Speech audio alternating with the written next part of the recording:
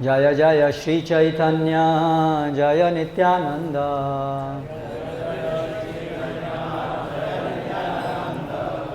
जय जय श्री चैतन्य जय नित्यानंद। जय अद्वैत चंद्र जय गौरभक्त वृंद। जय अद्वैत चंद्र जय गौरभक्त वृंद।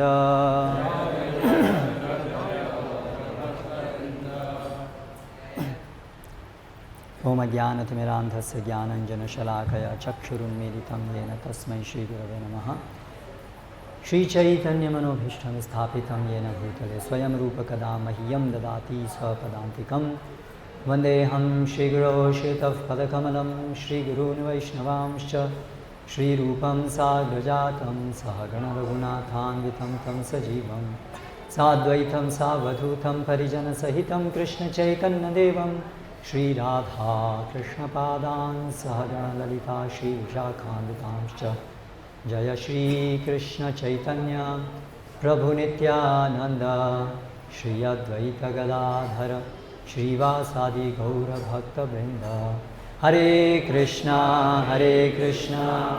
कृष्ण कृष्ण हरे हरे, हरे राम राम राम हरे हरे। आज जो महोत्सव हम लोग मना रहे हैं जगन्नाथ रथ यात्रा महोत्सव, यद्यपि ये महोत्सव अत्यंत प्राचीन है, कम से कम 3000 साल से तो चल रहा है जगन्नाथपुरी में, किंतु इस महोत्सव का गुह्य रहस्य और विशेष रूप से कलयुग के लिए इसका जो विशेष महत्व है वो श्री चैतन्य महाप्रभु ने उद्धृत किया जब वो यहाँ पर आए 500 वर्ष पूर्व नवद्वीप में, और संन्यास लेने के उपरांत जगन्नाथपुरी में उन्होंने अपना निवास स्थान बनाया, लीला स्थली बनाई, और जिसमें प्रतिवर्ष जगन्नाथ रथ यात्रा में भाव विभोर होकर के नृत्य करके अन्य सारे अपने संगियों को, भक्तों को संकीर्तन में डुबो करके, और न केवल रथ यात्रा के दिन अपितु प्रतिदिन जगन्नाथ मंदिर में और सड़कों पर, नगर ग्राम इत्यादि जगह जगह पर ये संकीर्तन आंदोलन को जिन्होंने प्रारंभ किया, और उसके द्वारा इस युग धर्म, कलयुग के युग धर्म को स्थापित किया जो नाम संकीर्तन है, और साथ साथ भगवत प्रेम प्रदान किया इस सरल संकीर्तन की विधि से। तो इसलिए वर्तमान समय में जो रथ यात्रा है वो विशेष रूप से श्री चैतन्य महाप्रभु की कृपा के कारण आज विश्व भर में इस संकीर्तन आंदोलन के द्वारा प्रसिद्ध है। और विशेष रूप से श्री चैतन्य महाप्रभु के एक शक्तिशाली सेनापति, इस्कॉन के संस्थापक आचार्य श्रील प्रभुपाद जी के द्वारा आज नगर ग्राम पूरे देश विदेश में अनेक जगह पर ये रथ यात्रा के द्वारा और इस पूरे आंदोलन के द्वारा, इस संकीर्तन आंदोलन का प्रचार हो रहा है। तो हम सभी के लिए, अपने स्वयं के हित के लिए और अन्यों के हित के लिए ज़रूरी है कि हम इस संकीर्तन आंदोलन को समझें, अपने जीवन में अपनाएं, जीवन का ये सार बनाएं संकीर्तन को। संकीर्तन अर्थात उसका एक अर्थ है कि जब अपराध रहित होकर के भगवान की कीर्ति होती है, भगवान के नामों का गुणों का, रूप का इत्यादि गुणगान जब होता है अपराध रहित होकर के, तब उसको संकीर्तन कहते हैं।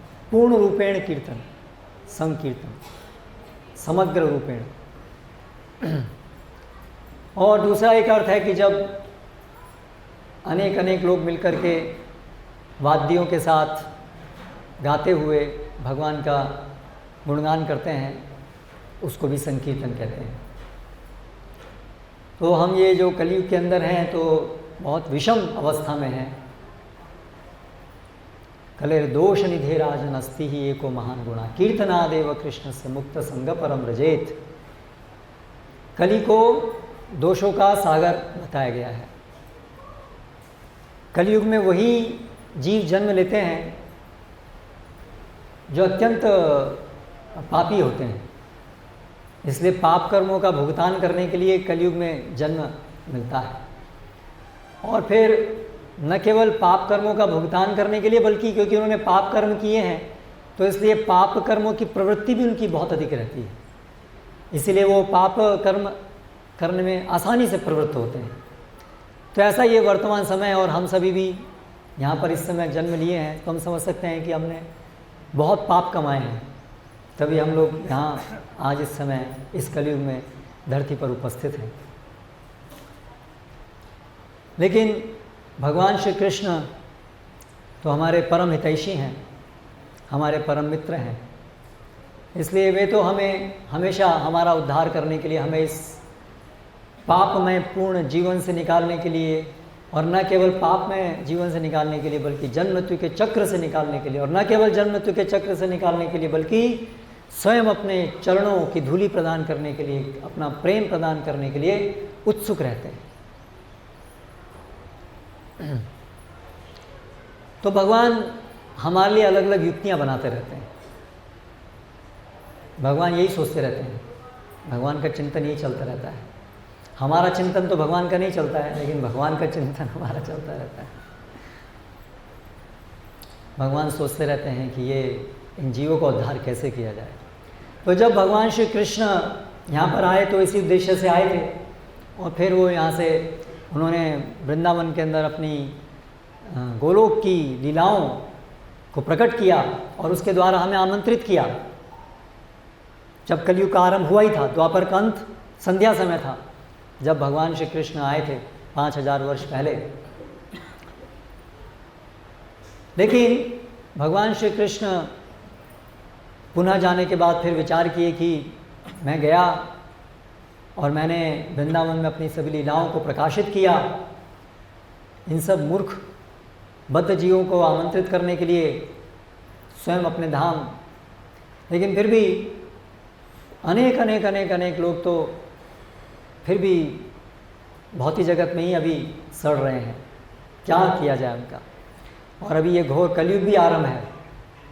तो ऐसा विचार करके भगवान श्री कृष्ण श्री चैतन्य महाप्रभु के रूप में 500 वर्ष पूर्व अवतरित हुए नवद्वीप में।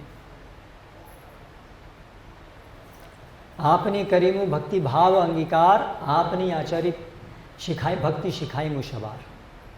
ये उन्होंने विचार किया कि मैं भी स्वयं भक्ति भाव को अंगीकार करूंगा और अपने स्वयं के आचरण से भक्ति सिखाऊंगा। कृष्ण के रूप में जब मैंने भगवान रह करके भक्ति सिखाई, भक्ति का उपदेश दिया, क्योंकि जब कृष्ण के रूप में भगवान आते हैं तो वो भक्ति को, जिनके लिए हम भक्ति करते हैं, भगवान उस रूप में आते हैं, भक्ति के आश्रय हैं, शुद्ध भक्त और भक्ति को ग्रहण करने वाले हैं भगवान श्री कृष्ण। लेकिन अभी भगवान चिंतन करते हैं कि अभी मैं स्वयं भक्ति भाव अंगीकार करूंगा, मैं स्वयं भक्त बनूंगा और स्वयं अपने आचरण से भक्ति करके सिखाऊंगा इन बद्ध जीवों को। ये तरीका है कि बद्ध जो कलयुग के बद्ध जीव हैं उनका उद्धार हो पाएगा। ऐसा विचार करके भगवान श्री कृष्ण चैतन्य महाप्रभु के रूप में 500 वर्ष पूर्व पहले अवतरित हुए। और इस कलयुग में शास्त्रों के नियमों का कड़ाई से पालन करना, कृतयते ध्यायतो विष्णु त्रेतायाम यज्ञो मखई द्वापरे परिचर्यायाम, ये जो 3 तरीके हैं सतयुग त्रेता द्वापर में, ध्यान योग करना, एकाग्र चित्त होकर के, समकाय शिरोग्रीवम धारयन अचलत ध्रुवम। आजकल हम कमर भी सीधी करके नहीं बैठ सकते हैं 1 घंटे, नहीं, मैंने आपको ऐसा नहीं बोला कि आप क्यों नहीं बैठे, मैं तो केवल कलयुग के वर्णन कर रहा हूँ। और ध्यान, एकाग्र चित्त होकर के ध्यान करना बड़ा मुश्किल है स्मार्टफोन की इस एज में, तो इसलिए वो संभव नहीं है वो ध्यान योग की विधि कलयुग के जीवों के लिए। और फिर त्रेतायाम यज्ञो मखई, त्रेता युग में बड़े बड़े यज्ञ संपन्न करके जिसमें टन टन शुद्ध घी और शुद्ध मंत्र का उच्चारण करने वाले ब्राह्मण इत्यादि चाहिए, तो वो भी आज संभव नहीं है। फिर द्वापरे परिचर्यायाम, द्वापर युग में बहुत बहुत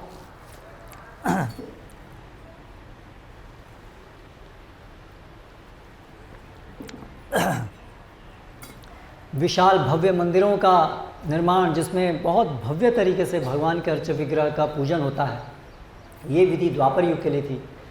लेकिन आज ये मंदिर बनाते थे, कौन बनाएगा मंदिर, तो बड़े बड़े राजा लोग बनाते थे। आजकल के राजा मॉल्स बनवाएंगे, इंडस्ट्रियल पार्क्स बनवाएंगे, करेक्ट, लेकिन मंदिर नहीं बनवाएंगे। हमारे भारत के प्रधानमंत्री जब गए, एक प्रधानमंत्री श्रीरंगम में, जहाँ बहुत भव्य मंदिर था, तो देख करके बोला इतने बड़े मंदिर, ये इतना, इसकी क्या ज़रूरत है, इसकी जगह इंडस्ट्री होनी चाहिए। तो ऐसे कलयुग में हम कहाँ अपेक्षा कर सकते हैं कि भव्य मंदिरों में और भव्य तरीके से भगवान की पूजा होगी, तो वो भी संभव नहीं है। इसीलिए इस कलयुग के लिए नाम विनु कली काले नाही आर धर्म, इस कलयुग में भगवान के नाम के अलावा और कोई तरीका नहीं है और कोई धर्म नहीं है। सर्व मंत्र सार नाम शास्त्र मर्म, और ये जो हरि नाम है ये सभी मंत्रों का सार है। मंत्र अर्थात जिससे मन भगवान में लगे, और सभी मंत्रों का सार है हरि नाम, भगवान के दिव्य नाम, ये सभी मंत्रों का सार है। और शास्त्रेरम मर्म, और सभी शास्त्रों का मर्म है। तो ये कलयुग में, इसलिए कलयुग केवल नाम आधार, केवल एकमात्र आधार यहाँ पर हरि नाम है। तो संकीर्तन प्रवर्तक श्री कृष्ण चैतन्य, ये जो संकीर्तन है भगवान हरि के नामों का उच्चारण, श्रवण और कीर्तन, ये जो विधि है इसको संकीर्तन कहते हैं। जैसे अभी हम लोग किए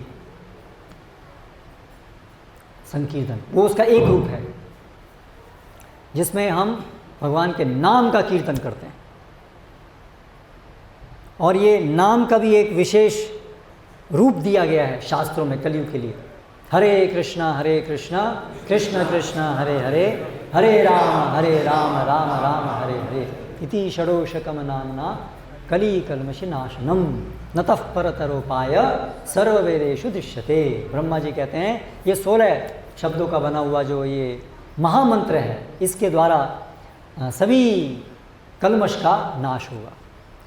तो हमारा दुर्भाग्य क्या है कि हमारे हृदय के अंदर बहुत कल्मष है। कल्मष क्या है? हमको भोग करने की, जगत के भोग करने की बहुत अभिलाषा है, बहुत कामनाएं हैं हमारे अंदर।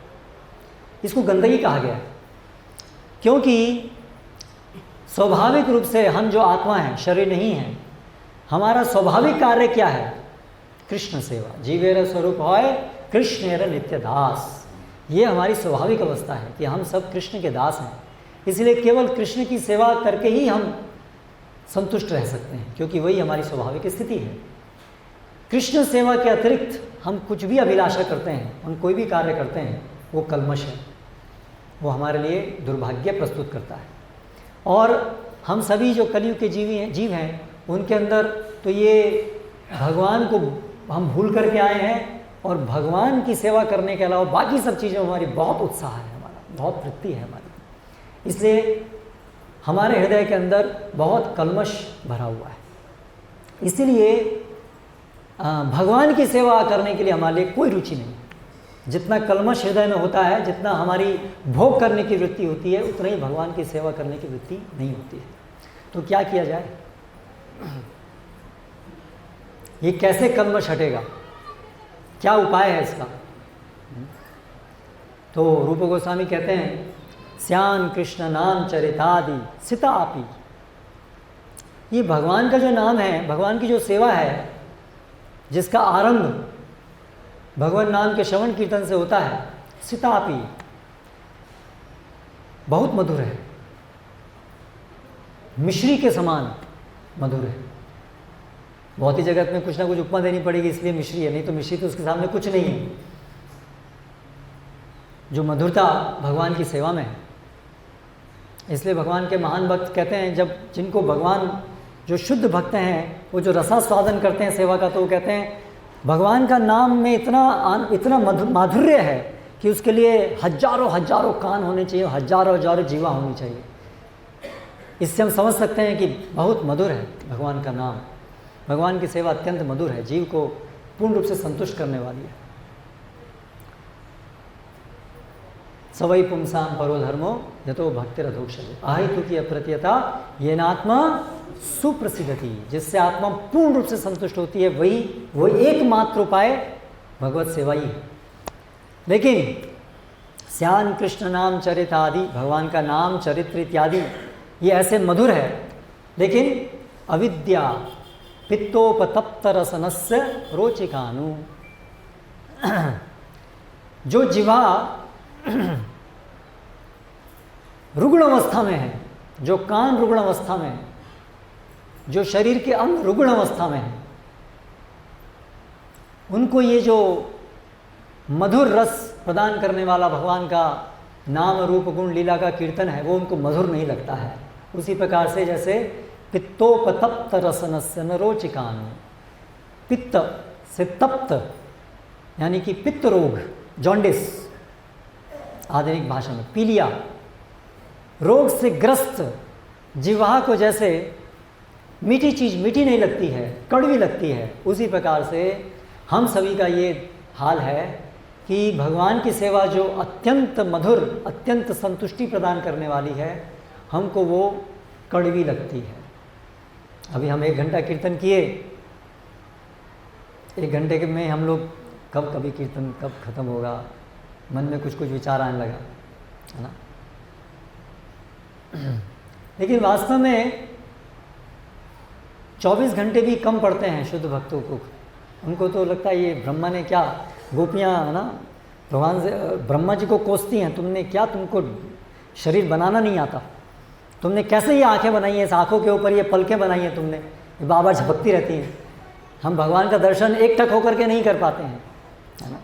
और हम भगवान के सामने खड़े होते हैं तो वो भगवान के अलावा बहुत कुछ दिखता है। ये हमारी समस्या है। इसे कहते हैं पित्तोपतप्त रसनस। हमारी सभी इंद्रियां जो हैं वो रुग्ण अवस्था में, हमें भगवान की सेवा में कोई रुचि नहीं है और भोग करने में हमारी बहुत रुचि है। तो क्या किया जाए? पित्तोपतप्त रसनस्य न रोचिकानु किंतु आदरात अनुदिनम खलु सैव जुष्टा। अगर हम आदरात समझ करके,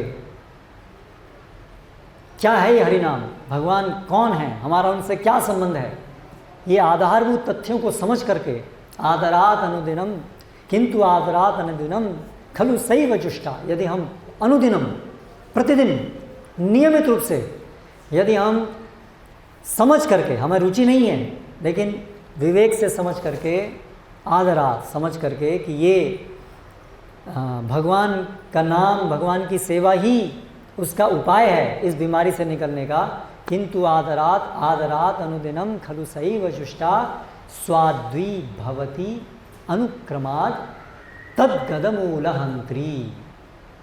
क्या होता है? स्वाद्वी भवती, दोबारा से हमारा जो स्वाद है, भगवान की सेवा का जो स्वाद है, वो दोबारा हमारे हृदय में प्रकट हो जाता है।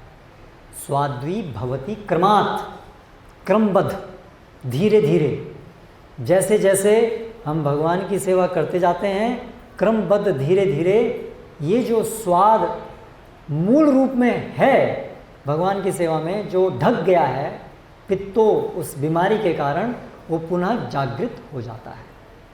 तद्गदमूलहंत्री, क्योंकि गद मतलब बीमारी, मूल बीमारी की जो जड़ है उसका हनन हो जाता है इस उपाय से, है ना। तो भगवान का नाम ही उपाय है हमारी जो बीमारी है उसका मूल को नाश करने का। जो मूल है कृष्ण भूलिया जीव भोगवांछा करे, ये जो मूल है कृष्ण को भूलना और भोगवांछा करना, ये मूल है हमारी बीमारी का। और इस बीमारी का उपाय, एकमात्र उपाय क्या है?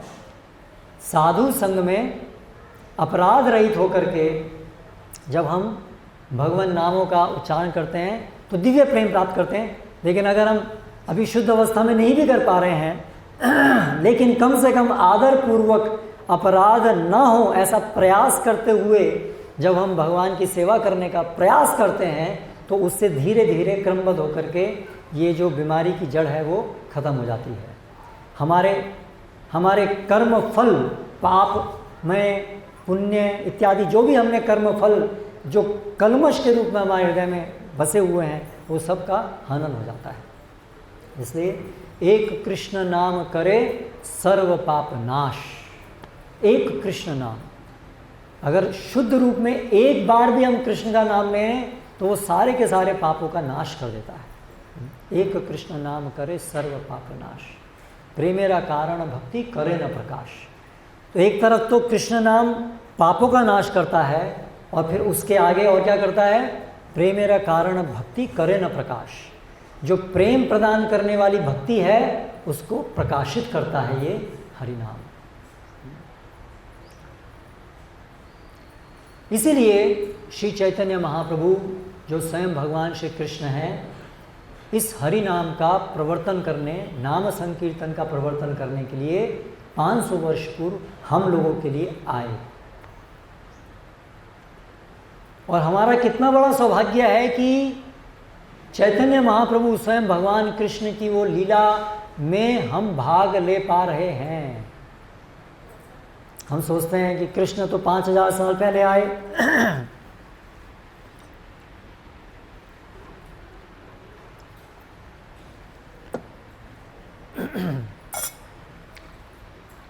हमारा दुर्भाग्य है हम उस समय न जाने कीट पतंग किस योनि में रहे होंगे कहाँ होंगे, हमने कोई लाभ नहीं उठाया।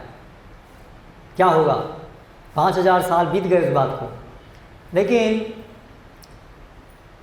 चैतन्य महाप्रभु के रूप में जो भगवान श्री कृष्ण आए उनकी लीलाएं तो अभी चल रही हैं, उनकी लीलाएं चल रही हैं।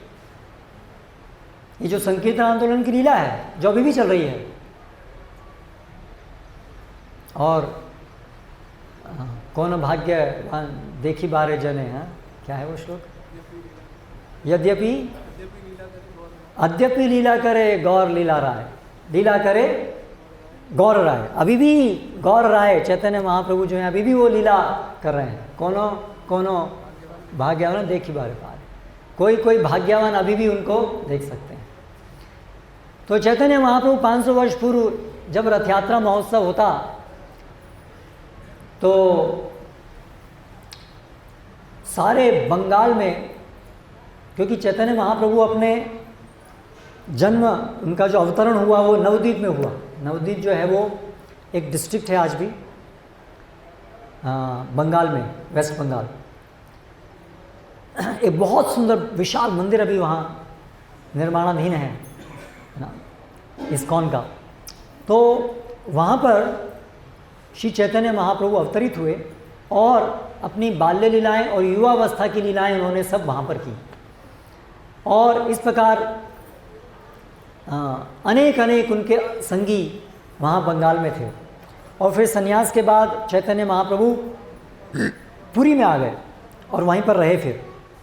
तो हर साल जो बंगाल है, बंगाल से हजारों की संख्या में, सैकड़ों की संख्या में उनके जो भक्तगण थे वो उनका दर्शन प्राप्त करने जगन्नाथ भगवान की रथ यात्रा में भाग लेने के लिए हर साल आते थे जगन्नाथपुरी।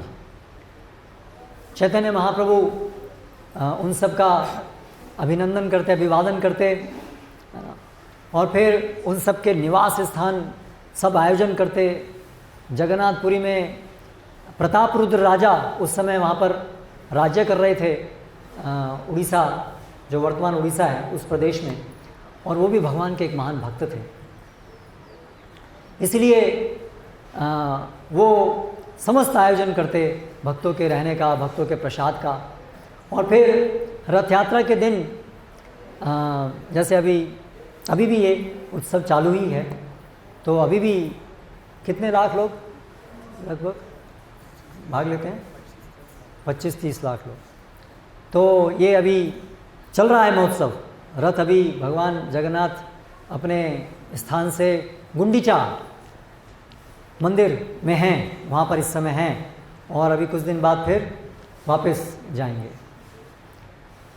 तो हजारों की संख्या में वहाँ पर भक्त लोग सब एकत्रित होते, और चैतन्य महाप्रभु और उनके कुछ संगी उनको चैतन्य महाप्रभु कीर्तन आरंभ करने के लिए बोलते, और वहाँ पर ऐसी बहुत सारी कीर्तन गुट होते, जिसमें कि एक एक गुट के अंदर एक कीर्तन गाने वाले, फिर कम से कम 8-16 मृदंग बजाने वाले, 8 आई थिंक मृदंग बजाने वाले, और फिर 16 करताल बजाने वाले, और फिर नृत्य, और इस प्रकार से ये कीर्तन शुरू होता। और श्री चैतन्य महाप्रभु इस कीर्तन में पूरे अपनी सुध बुद्ध पूरे खो बैठते, क्योंकि चैतन्य महाप्रभु राधा रानी का भाव लेकर के आए हैं। इसलिए श्री चैतन्य महाप्रभु, ये जो वास्तव में जगन्नाथ रथ यात्रा होती है, उसका मर्म ये है कि ब्रजवासी जो 5000 साल पहले भगवान का विरह अनुभव करते हैं, क्योंकि भगवान तो चले गए व्रत से कह कर के कि मैं थोड़े दिन में आता हूँ, अक्रूर जी लेके जा रहे हैं, थोड़े दिन में आता हूँ, लेकिन फिर वापस आए नहीं। और उनकी प्रतीक्षा में ब्रजवासी दिन रात रोते ही रहते थे, बस सारा शिथिल हो गया था ब्रज। और फिर द्वारका चले गए भगवान मथुरा से, और फिर वहीं पे ही राज्य काज में व्यस्त हो गए, धर्म की स्थापना के कार्य में व्यस्त हो गए। महाभारत का युद्ध हुआ, बहुत सारी घटनाएं घटी, वो सब वर्णन कहाँ है? श्रीमद् भागवतम में है। कौन से स्कंद में है? 10वें स्कंद में है। और उसका जैसे एपिटाइज़र होता है ना, खाने से पहले एपिटाइज़र लेते हैं हम लोग थोड़ा भूख बढ़ाने के लिए, तो वो जो है कृष्णा बुक में है, उसमें संक्षिप्त में।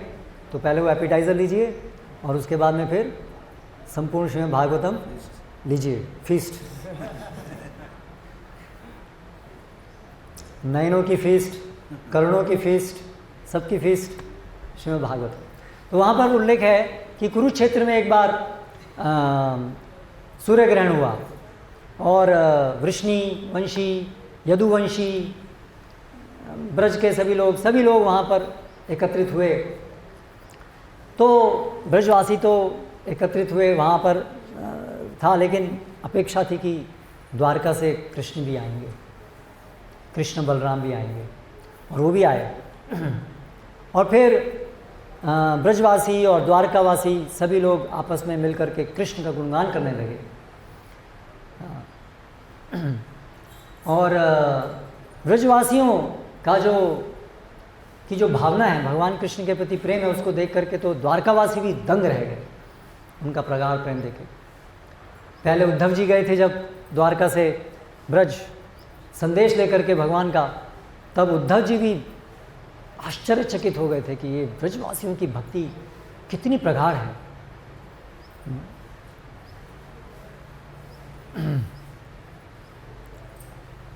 तो वो सब हुआ, लेकिन जो गोपियां हैं, और उसमें जो सर्वश्रेष्ठ गोपी हैं श्री राधिका, तो वो फिर भी वहाँ प्रसन्न नहीं थी।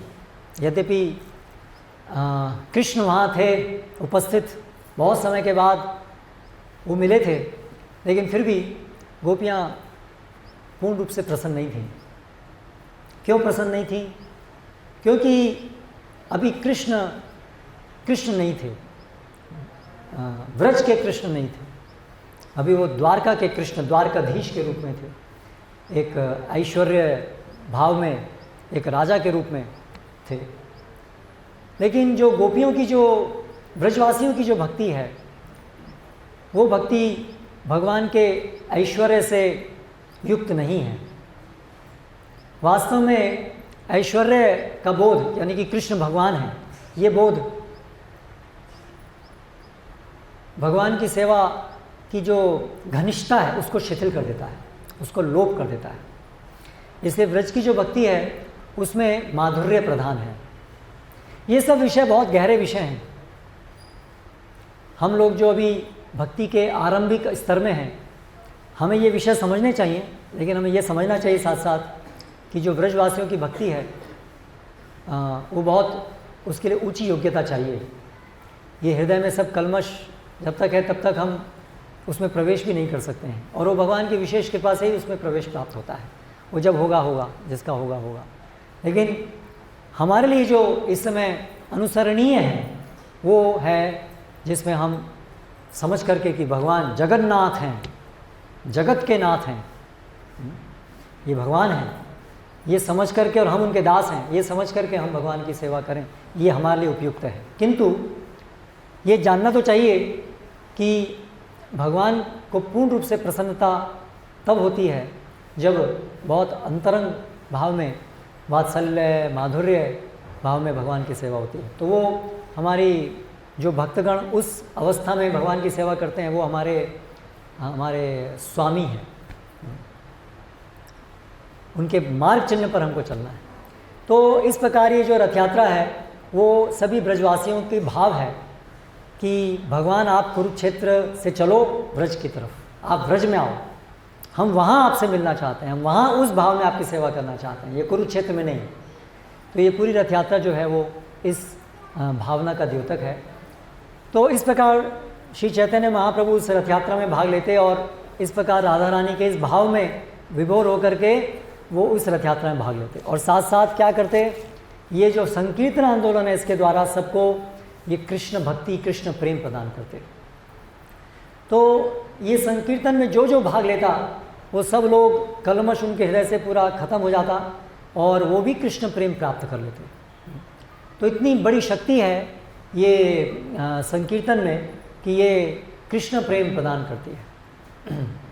भजनेर मध्य श्रेष्ठ नवविधा भक्ति, भगवान की सेवाओं में भगवान के प्रेम प्रदान करने में जो अलग अलग अंग हैं उसमें सर्वश्रेष्ठ है नवविधा भक्ति।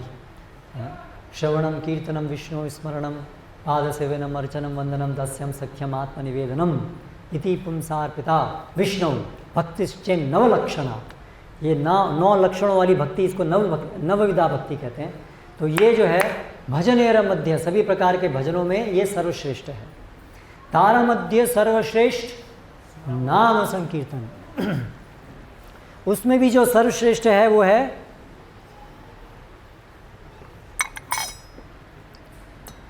नाम संकीर्तन, उसमें भी सर्वश्रेष्ठ है। निरपराध नाम लैले पाए प्रेम धन, जो निरपराध होकर के भगवान का नाम लेता है वो प्रेम धन, कृष्ण प्रेम को प्राप्त करता है। तो ये कृष्ण प्रेम स्वच्छंद रूप से देने के लिए चैतन्य महाप्रभु आए हैं। और जिसको कृष्ण प्रेम प्राप्त होता है वो फिर क्या होता है उसका, हसती ती रोदिति रौति गायति उन्मादवत, आगे नृत्यति लोक बाह्य। जिसको ये कृष्ण प्रेम प्राप्त होता है वो फिर लोक विचार नहीं करता है, आसपास में कौन है, संसार में क्या रीति है रिवाज है, कुछ उसके ध्यान में नहीं रहता है।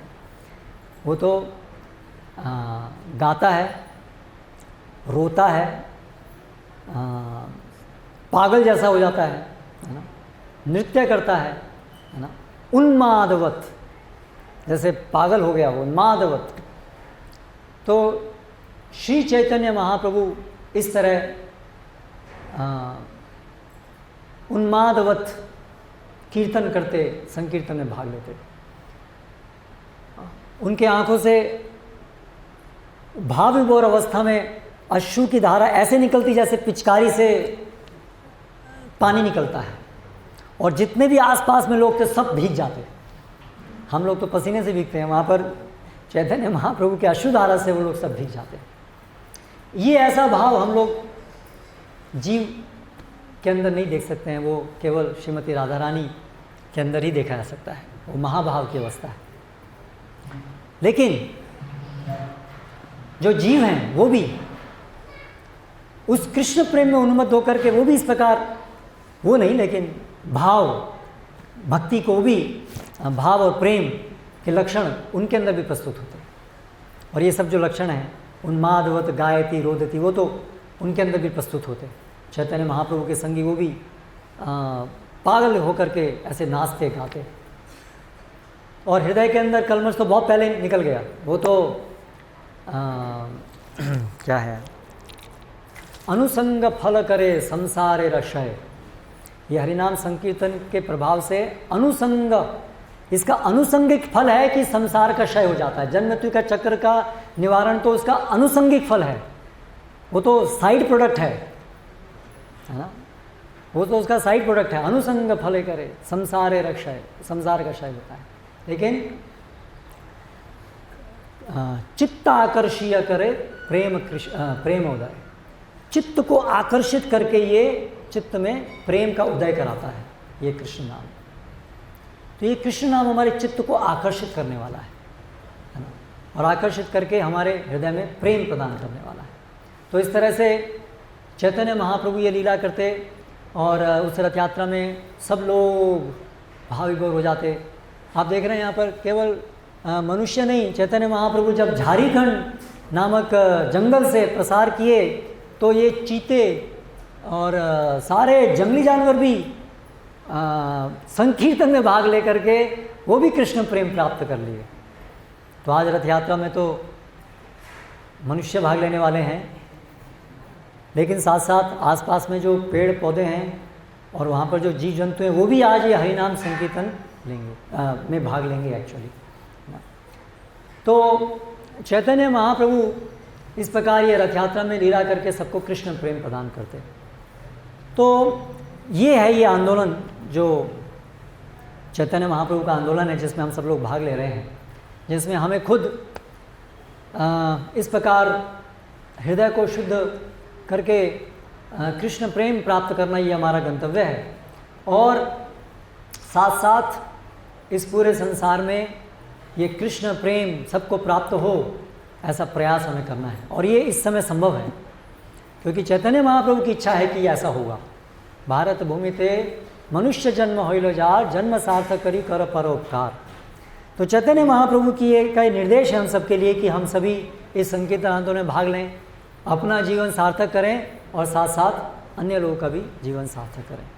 तो इस संदर्भ में चैतन्य महाप्रभु एक माली के रूप में कृष्ण प्रेम का ये लता, भक्ति लता का बीज सब जनों के हृदय में आरोपित कर रहे हैं।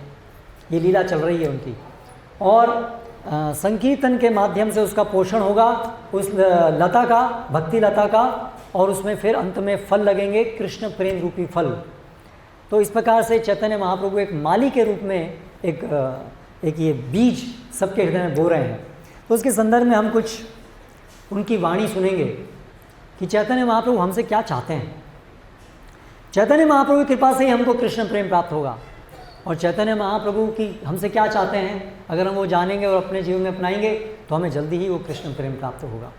तो इसलिए सुनिए वो हमसे क्या चाहते हैं। पाकिल जे प्रेम फल अमृत मधुर, विलाय चैतन्य माली नाही लय मूल। इस भक्ति लता में जो उन्होंने बीज बोया, वो भक्ति लता का जो बड़ी हुई है उसमें पके हुए फल लगे हैं, बहुत मीठे फल लगे हैं। पाकिल जो प्रेम फल कौन से हैं? कृष्ण प्रेम फल हैं वो, अमृत मधुर, बहुत मधुर हैं। चैतन्य माली, चैतन्य उसके माली हैं। नाही लय मूल, और चैतन्य महाप्रभु उस फल को देने में कोई मूल्य भी नहीं लेते हैं। देखिए कैसे माली हैं, फ्री में बांट रहे हैं। कलयुग जीवों को तो फ्री वाली चीज़ ही चाहिए, पैसा तो वैसे ही किसी के पास नहीं है, सब गरीब हैं, तो हम लोग तो फ्री वाली चीज़ ही चाहिए। तो चैतन्य महाप्रभु फ्री में दे रहे हैं, कोई मूल्य नहीं है। ती जगते जत आछे धन रत्न मणि, एक फलेर मूल्य करी ताहा नाही गणी।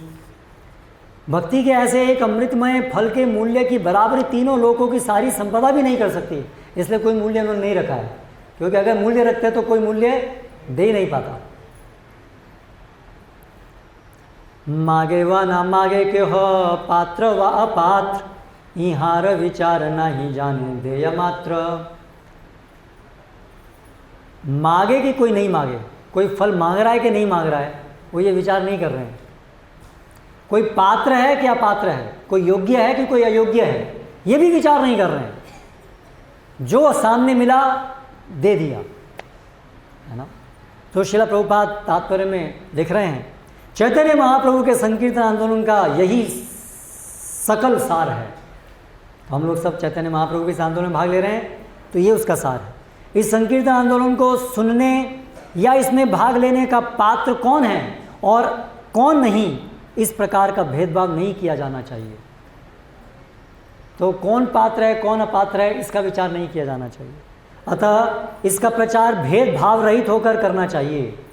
हमें ये संकीर्तन आंदोलन का प्रचार करने में अमीर कौन है, गरीब कौन है, कौन ब्राह्मण है, कौन ब्राह्मण कुल में जन्म लिया है, कौन शूद्र जन्म, ये सब कोई विचार नहीं। कोई भारतीय है कि अमेरिकी है कि रशियन है, कोई स्त्री है कि पुरुष है कि बच्चा है, कोई विचार नहीं करना चाहिए, कोई भेदभाव। संकीर्तन सबके लिए है। संकीर्तन आंदोलन के प्रचारकों का एकमात्र प्रयोजन बिना रुकावट के प्रचार कार्य करना होना चाहिए, यही एक विधि। इसलिए आप देखिए जगन्नाथ आज बाहर निकलेंगे, कोई रुकावट नहीं है, कोई भी आ सकता है, कोई भाग ले सकता है, कोई भी भगवान का प्रसाद ले सकता है, कोई भी संकीर्तन, हमारा मंदिर भी सबके लिए खुला है ना। कोई जाति पाति रंग इत्यादि कोई भेदभाव नहीं है, कोई भी आ सकता है भगवान के संकीर्तन में, कोई भी भाग ले सकता है। अंजलि अंजलि भरी फैले चतुर्दिशे, दरिद्र कुआ खाए मालाकार हासे। ये जो माली हैं चैतन्य महाप्रभु, ये क्या कर रहे हैं, हाथ भर भर भर के बांट रहे हैं। ये लो चारों दिशा में, लो लो लो। हाँ, ऐसा ही हमें आज करना है ना। चारों दिशा में हमें ये हरिनाम बांटना है, ठीक है। चारों दिशा में फल बांटना है, चारों दिशा में क्या चल रहा है वो ग्रहण नहीं करना है, बांटना है। हमारे पास अमूल्य निधि है, हमें उसको बांटना है। मालाकार कहे सुना वृक्ष परिवार, मूल शाखा उपशाखा ज्योति का प्रकार। अभी हम लोग जो है प्रयासरत हैं कि हम चैतन्य महाप्रभु रूपी इस वृक्ष के शाखा उपशाखा बन जाएं। चैतन्य बाबू माली भी हैं और चैतन्य महाप्रभु वृक्ष भी हैं, दोनों ही चैतन्य महाप्रभु हैं। क्योंकि वो भक्तिदाता भी कौन है, वो भी स्वयं भगवान ही है ना। और उस भक्ति को प्रदान करने वाले भी कौन है, भगवान ही है। इसलिए चैतन्य महाप्रभु वृक्ष भी हैं वो तो, और हम सब उनकी शाखाएं हैं, उपशाखाएं हैं। तो वो हमें संबोधित करके कह रहे हैं कि वो उपशाखाओं सुनो। अलौकिक वृक्ष करे सर्वेंद्रिय कर्म, स्थावर हैया धरे जंगमेर धर्म। चूँकि भक्ति वृक्ष दिव्य है, ये जो भक्ति वृक्ष है दिव्य है, इसलिए इसका जो प्रत्येक अंग है वो सब काम कर सकते हैं। यद्यपि वृक्ष अचर माना जाता है, किंतु ऐसे होते भी ये वृक्ष जंगम है। तो ये जो भक्ति वृक्ष है बड़ा विचित्र वृक्ष है। वृक्ष का लक्षण ही है कि वो अचर होता है, लेकिन ये जो भक्ति वृक्ष है ये चर है। इसलिए आज हम घूमेंगे, है ना, संकीर्तन करते करते हम चलेंगे, भगवान भी चलेंगे, हम भी चलेंगे, सब ये चलेंगे, जंगम है ये। श्रील प्रभुपाद, भौतिक जगत में हम सबका अनुभव है कि वृक्ष एक स्थान पर रहता है, किंतु आध्यात्मिक जगत में वृक्ष एक स्थान से दूसरे स्थान जा सकता है। इसलिए आध्यात्मिक जगत की हर वस्तु अलौकिक है। ऐसे वृक्ष की अन्य विशेषता यह है कि यह व्यापक रूप से कर्म करता है। भौतिक जगत में वृक्ष की जड़ें पृथ्वी के अंदर जाकर अपना भोजन एकत्र करती हैं, किंतु आध्यात्मिक जगत में वृक्ष के ऊपरी भाग की टहनियाँ तथा पत्तियाँ भी जड़ों के समान कार्य करती हैं। ए वृक्षेर अंग है सब सचेतन, बाड़ी या व्यापीला सबे सकल भुवन। और क्या विशेषता है इसकी, सब कुछ चेतन है, इस वृक्ष की सब कुछ जाल इत्यादि सब चेतन है। तो हम सब चैतन्य महाप्रभु की कृपा से हम सब भक्ति से ओतप्रोत हो सकते हैं। और सकल भुवन, इस सारे भुवन में ये फैल सकता है।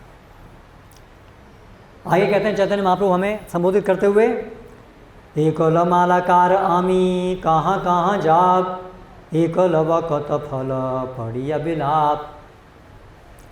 कि मैं एक अकेला माली हूँ, मैं कहाँ कहाँ जा सकता हूँ, मैं कितने फल तोड़ सकता हूँ और कितने फल बांट सकता हूँ। तात्पर्य में श्री प्रभुपाद लिख रहे हैं, यहाँ पर श्री चैतन्य महाप्रभु इंगित करते हैं कि हरे कृष्ण महामंत्र का वितरण मिलकर करना चाहिए। यद्यपि वे पूर्ण पुरुषोत्तम परमेश्वर हैं, किंतु वे शोक करते हैं, मैं अकेले कैसे कार्य कर सकता हूँ, मैं अकेले कैसे फल तोड़कर सारे जगत में वितरण कर सकता हूँ। इससे संकेत मिलता है कि सभी श्रेणी के भक्तों को मिलकर देश, काल अथवा परिस्थिति का विचार किए बिना हरे कृष्ण महामंत्र का वितरण करना चाहिए। तो ये हमारे लिए निर्देश है कि हमें मिलकर के कार्य करना है। ऐसा नहीं अपने घर में बैठ करके हम अपना घर में भक्ति करेंगे, घर में तो करनी है, लेकिन साथ साथ में सबको देने के लिए हमें मिल करके आयोजन करने हैं। तो ये जगन्नाथ रथ यात्रा महोत्सव देखिए, ये कैसे भगवान चैतन्य महाप्रभु के निर्देश का कितना सटीक अनुशीलन है। हम लोग यहाँ पर आज बहुत सारे भक्त लोग मिल करके कितने दिनों से सब मिल करके अलग अलग प्रयास कर रहे हैं। कुछ लोग भगवान के इस रथ आयोजन, रथ महोत्सव आयोजन के लिए धन राशि एकत्र कर रहे हैं, जिससे कि रथ बना, जिससे कि आज वो प्रसाद बट पाएगा। अलग अलग ये आप देखिए डेकोरेशन हो रही है, बहुत लोगों ने दान दिया है, अलग अलग प्रकार से सब भक्त लोग मिल रहे हैं। बहुत सारी माताएं हैं जिन्होंने ये सजावट की है, पुरुष भक्त भी हैं जिन्होंने किया है, बहुत सारे भक्त लोग ये भोग बनाए हैं भगवान के लिए, है ना। तो सब ने अलग अलग प्रकार से भाग, यही भगवान चाहते हैं चैतन्य महाप्रभु कि हम लोग मिल करके, आपस में ईर्ष्या द्वेष नहीं होना चाहिए। अरे उसको ये दिया, उसका इतना नाम हुआ, हमारा नाम नहीं हुआ, तो आप चैतन्य महाप्रभु की कृपा प्राप्त नहीं कर पाएंगे। यदि आपको ऐसे एक दूसरे से ईर्ष्या द्वेष होगा तो ईर्ष्या द्वेष सब भूल जाइए। एक ही मात्र काम है, जो हम कर सकते हैं वो करें, बस जो भी कर सकते हैं। हम झाड़ू लगा सकते हैं, झाड़ू लगाएं, हम माला बना सकते हैं, माला बनाएं, हम भोग बना सकते हैं, भोग बनाएं, जो हम कर सकते हैं, लेकिन एक साथ मिल करके कोऑर्डिनेशन करके करना है।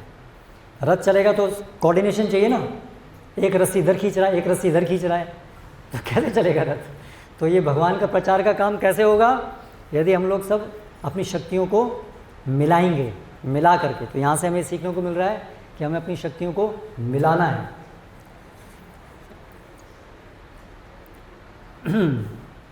फिर आई कहते हैं चैतन्य महाप्रभु, एक लौ ठाइया दिते हाय परिश्रम, केह पाए केह न पाए रहे मने भ्रम। अरे भाई इतना बड़ा भारी टोकरा है, मैं अकेला कैसे उठाऊंगा इसको, इतने सारे फल हैं, इतने सारे फल देने हैं, तो मैं अकेला कैसे उठाऊंगा। आओ मिलकर के सहायता करो, साथ में मिलकर के उठाओ। और मैं अकेला दूंगा तो पता नहीं किसी को दे पाऊंगा, कोई लेगा कोई रह जाएगा, ये भ्रम मुझे होगा, मुझे शौक होगा कि पता नहीं कोई रह तो नहीं गया। इसलिए आप सब लोग आ जाओ, कोई रह नहीं जाए। तो इसलिए आज हमें रथ यात्रा में कोई रहना नहीं चाहिए, बिना पुस्तक लिए, बिना कीर्तन सुने, बिना प्रसाद लिए, ऐसा हमारा पूरा प्रयास होना चाहिए, है ना। और ये रथ यात्रा के बाद भी प्रयास चलते रहना चाहिए, है ना। तो ये हमारा प्रयास होना चाहिए कि हम घर से बाहर निकलें, मंदिरों से बाहर निकलें, ठीक है। मंदिर के अंदर जब हैं, घर के अंदर है, वहाँ पर साधना करने के लिए हैं, जिससे कि हम प्रेरणा और बल प्रदान प्राप्त कर सकें। और फिर उसके बाद बाहर निकलें सब लोगों को ये फल बांटने के लिए। चैतन्य महाप्रभु कह रहे हैं बांटो, आओ इसको उठाओ, फल लो और फलों को बांटो।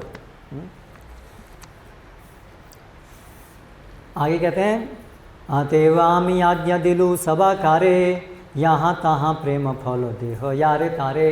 इसलिए मैं आज्ञा दे रहा हूँ, चैतन्य महाप्रभु हम सबको आज्ञा दे रहे हैं। अगर आपको चैतन्य महाप्रभु की कृपा प्राप्त करनी है तो उनकी आज्ञा को ध्यान से सुनिए और अपने जीवन में पूरा उसको सार बनाइए। अगर आपको कृष्ण प्रेम प्राप्त करना है, क्या है, यहाँ तहाँ प्रेम फल देह जारे तारे। जिसको भी आप मिलो, जहाँ भी है, सबको ये कृष्ण प्रेम रूपी फल दो, ये उनका आदेश है।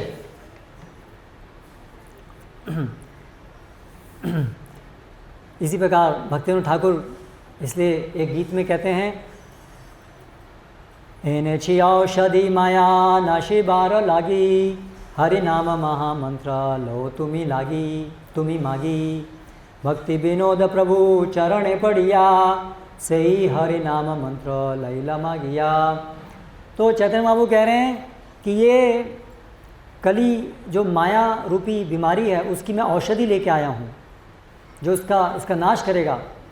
हरि नाम महामंत्र, वो क्या है औषधि? हरि नाम मंत्र। अभी इसको मांगो मुझसे और ले लो, वो तैयार है उनको देने के लिए, आओ और ले लो, है ना। तो इसलिए आओ और मांगो मतलब क्या?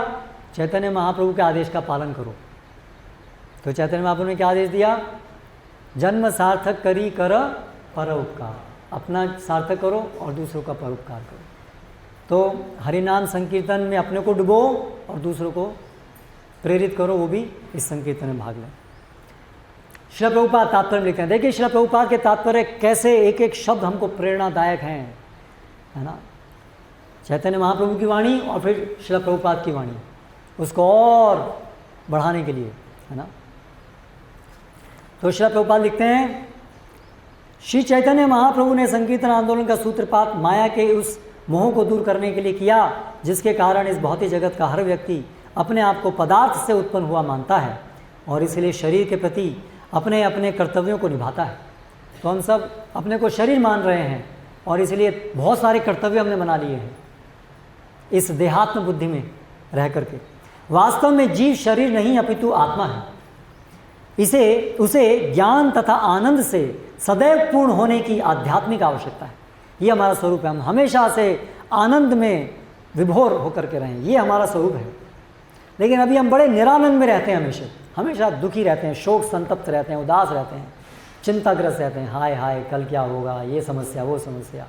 और इसलिए फिर मनोरंजन करने जाते हैं, सिनेमा घरों में दूसरों को डांस देखने जाते हैं कि दूसरे डांस करेंगे, वो भी पैसा लेकर के डांस कर रहे हैं, हम भी पैसा दे करके डांस देख रहे हैं। कोई सुखी नहीं है, केवल पैसे से डांस कर रहे हैं सब।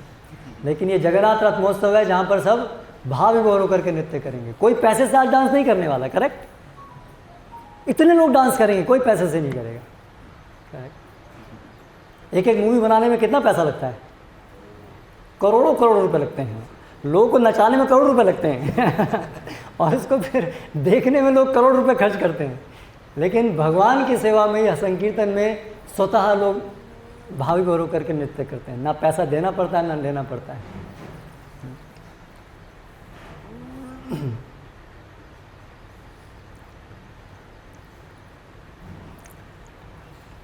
किंतु दुर्भाग्यवश वह अपने आप को शरीर मान लेता है, जिससे कभी वह अपने आप को मनुष्य, कभी पशु, कभी वृक्ष, कभी जलचर, तो कभी देवता इत्यादि के रूप में पाता है। इस तरह हर शरीर बदलने के साथ ही वह अलग प्रकार की चेतना विकसित करते हुए अलग प्रकार के कार्य करता है और इस तरह इस भौतिक संसार में अधिकाधिक फंसता जाता है और लगातार एक शरीर से दूसरे शरीर में देहांतरण करता जाता है।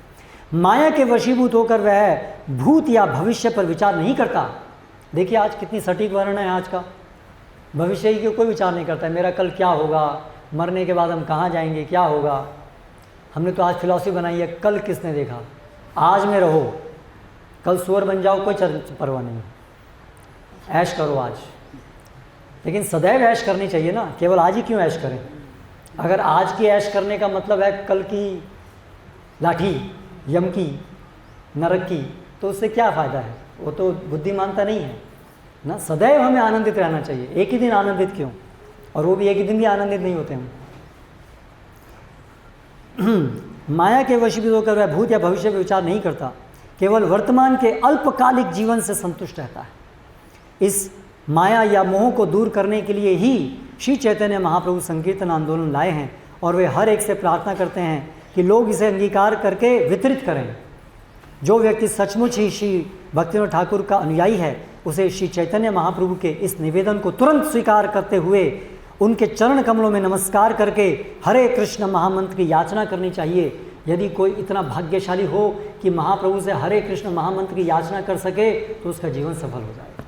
तो आज जब भी हम हरे कृष्ण महामंत्र करते हैं, ये एक याचना है, ये एक प्रार्थना है कि भगवान हमें अभी आप अपनी सेवा में लगाइए।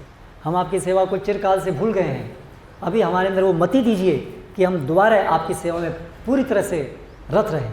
तो आज हम प्रार्थना करने जा रहे हैं हरि नाम बांटने जा रहे हैं, प्रार्थना करने जा रहे हैं कि कितने पूरा दिन प्रार्थना करने जा रहे हैं, है ना। आज मेगा, आज क्या है, मैराथन है, आज मैराथन, है ना। हरि नाम मैराथन है, प्रार्थना मैराथन है आज ठीक है। तो इस तरह से समझ करके उसमें आप भाग लीजिए आज, है ना। प्रार्थना है भगवान से, और प्रार्थना ये भी है कि अन्य लोग भी इसको ग्रहण कर पाएँ। फिर आगे कहते हैं चैतन्य महाप्रभु, एकल मालकारामी कत फल खाब नादिया वाई फल आर की करीबा। अरे भाई मैं अकेला माली हूँ, मैं कितने फल खाऊंगा, हाँ? अकेले कितने फल खा सकता हूँ, इतने सारे फलों को मैं क्या करूँगा। तो भक्त कभी कंजूस नहीं होता है, ये भक्त का गुण है। ऐसा नहीं कि हम हरि नाम कर रहे हैं, हम अपनी भक्ति कर रहे हैं, संतुष्ट हैं, बस हमें हमारी भक्ति से मतलब है, बाकी संसार से क्या मतलब। ये कनिष्ठ अवस्था है। अगर हम ऐसा सोचते हैं हमें क्या मतलब संसार में, जो मरना है मरने दो, हम अपनी भक्ति करेंगे बस, ऐसे भक्ति भी नहीं होगी। जिसका ये विचार है चैतन्य महाप्रभु उस पर उससे प्रसन्न नहीं होंगे। जो कंजूस है, जो बस अपने ही उद्धार चाहता है, चैतन्य महाप्रभु उससे प्रसन्न नहीं होंगे। और चैतन्य महाप्रभु नहीं हुए तो हम भगवान की भक्ति कैसे प्राप्त करेंगे। उनके अलावा कोई उपाय नहीं है वर्तमान समय। इसीलिए कंजूस नहीं होना है, प्रचार करना है, अपनी भक्ति से संतुष्ट नहीं होना है केवल, और अपनी भक्ति के लिए भी प्रचार करना है ना। इसीलिए प्लानिंग कीजिए, पूरे साल की प्लानिंग, पूरे जीवन की प्लानिंग, प्रचार कैसे करना है। अड़ोसी पड़ोसी, मित्रगण, परिवारजन, अजनबी लोग जो भी हैं, यारे देखो तारे कह कृष्ण उपदेश, हमारा आज्ञा गुरु भैया तारा ही देश। देखिए ऐसे भक्ति में आगे बढ़ पाएंगे। कंजूस रहेंगे तो भक्ति में आगे नहीं बढ़ पाएंगे। इसलिए विचार कीजिए कि आसपास में लोग क्यों भक्ति अभी तक नहीं रहे, प्रयास करते जाइए आप। आपका काम, हमारा काम क्या है, चैतन्य महाप्रभु की आज्ञा प्राप्त करके पालन करना। शक्ति देने वाले वो हैं, हमें क्या चिंता करनी है, हमें हमारा काम करना है। हमें तो चैतन्य महाप्रभु की कृपा प्राप्त करनी है, हमें उनके आदेश का पालन करना है। फल कुछ भी हो उससे हमें मतलब नहीं है। तो इसी भावना में हमें आज भाग लेना है और हर दिन इसी भावना रहना है। तो युक्ति सोचिए हमेशा, और सबसे प्रबल तरीका, सबसे अच्छा तरीका प्रचार करने का है कि हम प्रभुपाद ने जो ग्रंथ लिखे हैं, भगवद गीता, श्रीमद् भागवतम, चैतन्य चैतामृत, ऐसे और अनेक सारे ग्रंथ, उनका हम वितरण करें। सबसे अच्छा तरीका, इसमें सबसे कम योग्यता भी चाहिए प्रचार करने की। हाँ, अन्यों को पूरा मार्गदर्शन देना, है ना, उसमें ज़्यादा परिपक्वता चाहिए भक्ति के अंदर। लेकिन अगर हम पुस्तकें पढ़ना शुरू कर दिए हैं, कम से कम हम ये समझ रहे हैं कि हम आत्मा हैं, हम भगवान के दास हैं, श्री कृष्ण भगवान हैं, यदि हम ये आधारभूत ज्ञान भी हमको यदि हो गया है, यदि हम ये समझ रहे हैं कि ये आदेश है प्रभुपाद का, गुरु परंपरा का, हमें इसको पालन करना चाहिए, हमें ये चीज़ जो मिली है वो बहुत अच्छी चीज़ मिली है, हमें दूसरों को देना चाहिए, इतना भी यदि हमें समझ में आ रहा है, तो फिर हमें ये प्रभुपाद के ग्रंथों को विकृत करना चाहिए, संकोच छोड़ करके। आज तक हम कभी सेल्समैन नहीं बने, हम कभी किसी के घर पे जाकर के हमने खटखटाया नहीं, हमने सड़क पर जाके कुछ किसी को बांटा नहीं, लेकिन आज तक तो हम इस भौतिक जगत के प्राणी थे ना। अभी हम भौतिक जगत के प्राणी नहीं हैं, अभी हम आध्यात्मिक जगत के निवासी हैं। तो जो आज तक करते आए तो उससे कंपेयर मत कीजिए। अरे हमने आज तक किसी से ऐसे अजनबी से बात नहीं की, आज तक हमने किसी को ऐसे कुछ सेल नहीं किया। हम जो आज देने आए हैं वो तो ये फल देने आए हैं, गोलोकेरा प्रेम धना हरि नाम संकीर्तना। तो इस भौतिक जगत के से उसकी तुलना मत कीजिए कि ये भौतिक जगत के लोग क्या सोचेंगे। हम लोग तो यहाँ के निवासी नहीं हैं, हम लोग एलियंस हैं, एलियंस हम लोग कहीं और से आए हैं, हम लोग यहाँ के निवासी नहीं हैं हम लोग। तो इसलिए निसंकोच होकर के हमें ये हरि नाम को सबको देना चाहिए, है ना। क्योंकि हम तो अपने लिए पैसा नहीं मांग रहे ना, ये बुक्स को प्रिंट करने के लिए हम पैसा मांग रहे हैं, जिससे कि और ये पुस्तकें और ये संकीर्तन बढ़े, है ना। तो हमें क्यों डरना है, हमें क्यों संकोच करना है। अगर अपने लिए हम मांग रहे हैं तो संकोच करना है, लेकिन हम तो रावण से सीता को मुक्त करा रहे हैं एक तरीके से, करेक्ट। अगर ये लोग भगवान की सेवा में पैसा नहीं लगाएंगे, लक्ष्मी नहीं देंगे, तो भोग करेंगे उसका अपने इंद्रिय भोग में, रावण बन जाएंगे। रावण ही हैं सब लोग, तो इसलिए निसंकोच होकर के जितना हो सके वो अगर भगवान की सेवा में अपनी धन लक्ष्मी को लगाएंगे उससे उनका लाभ होगा। हाँ, ज़बरदस्ती जेब मत काटिएगा, प्रेम से प्रार्थना कीजिएगा कि आप ग्रंथ लें, और थोड़ा सा ज़बरदस्ती कर सकते हैं, थोड़ी सी, ज़्यादा नहीं, थोड़ी तो करनी पड़ेगी। क्यों श्याम कुंड को थोड़ी के बिना तो कोई देने वाला नहीं है। थोड़े थोड़े रावण सब है, आसानी से कोई नहीं देने वाला।